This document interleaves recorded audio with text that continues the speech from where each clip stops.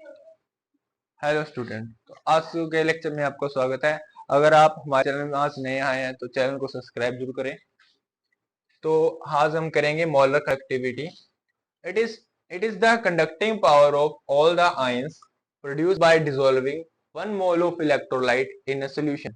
अगर हम 1 mole of electrolyte को एक सोल्यूशन में डिसॉल्व करें, जिसके कारण हमारे जो इलेक्ट्रिसिटी कंडक्ट हो, मतलब इलेक्ट्रिसिटी कंडक्टिंग जो पावर होती है, उसे हम बोलते हैं molar conductivity. And it is denoted by lambda m. हमारे पास लैम्डा एम का फॉर्मूला होता है, lambda M is equals to kappa divide by c, where c is molarity.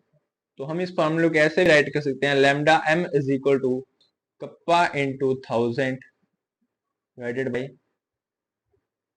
Molarity.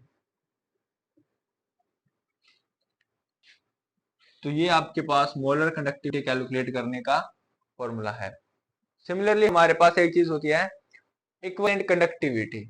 अगर हम इक्विवेलेंट कंडक्टिविटी मींस जिसमें हमें लैम्डा ई निकालना होता है, और लैम्डा ई होता है kappa into 1000 divided by normality. इसमें सेम होता है, वहां यहाँ पे 1 मोल यूज किया गया है, वहां पे 1 ग्राम इक्विवेलेंट यूज किया जाएगा। And lambda is called equivalent conductivity. अभी हम करेंगे relation between lambda M and lambda E. तो आपको एक रिलेशन से पहले से पता होगा, नॉर्मेलिटी को अगर हम मोलैरिटी से डिवाइड करें तो वो इक्वल आता है जेड। जेड मींस बेसिसिटी हो सकता है, एसिडिटी हो सकता है, या वैलेंसी हो सकती है, नंबर ऑफ इलेक्ट्रॉन ट्रांसफर, इन दोनों से कुछ भी हो सकता है।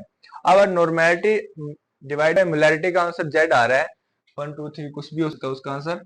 तो हम अगर lambda M divide by lambda E करें, lambda M divide by lambda E करें, तो kappa into 1000 divided by M molarity, kappa into 1000 divided by normality. ये कैंसिल हो जाएगा, इसका आंसर क्या आएगा, नॉर्मेलिटी अपॉन मोलैरिटी। वो किसके इक्वल होता है, जेड के। तो हम लिख सकते हैं lambda M is equal to Z time lambda E. ये हमारे पास रिलेशन है molar conductivity and equivalent conductivity के बीच में, constant.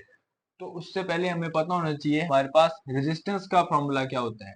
Resistance is equals to rho L divided by A, where rho is resistivity and L is length of wire and A is area of wire, area of cross section of wire।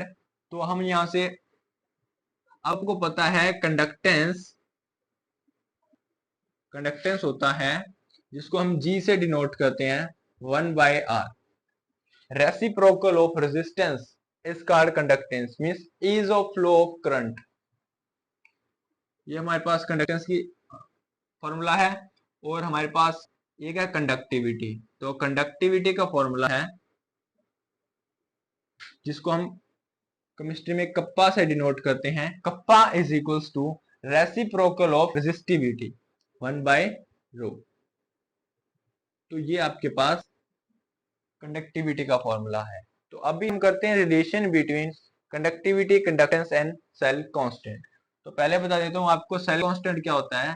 Cell constant होता है, ये हर एक cell के लिए होता है, length of cell divided by area, इसको हम बोलते हैं सेल कांस्टेंट। तो अभी हम रिलेशन करते हैं। आपको पता है kappa is equal to conductivity is equal to 1/ρ। अब यहां से हम रो की वैल्यू निकाल सकते हैं। तो रो की वैल्यू क्या आएगी, R A divided by L, R A divided by L. तो हम पुट कर देंगे 1/r A divide by L is equal to L divided by R A. अभी अब दिख रहा है 1/r अलग है, तो 1/r को हम g बोल देंगे। 1/r क्या हो गया, g means conductance, into L/A क्या होता है, L डिवाइडेड बाय A रह गया, ये कप्पा है, kappa is equal to g into cell constant.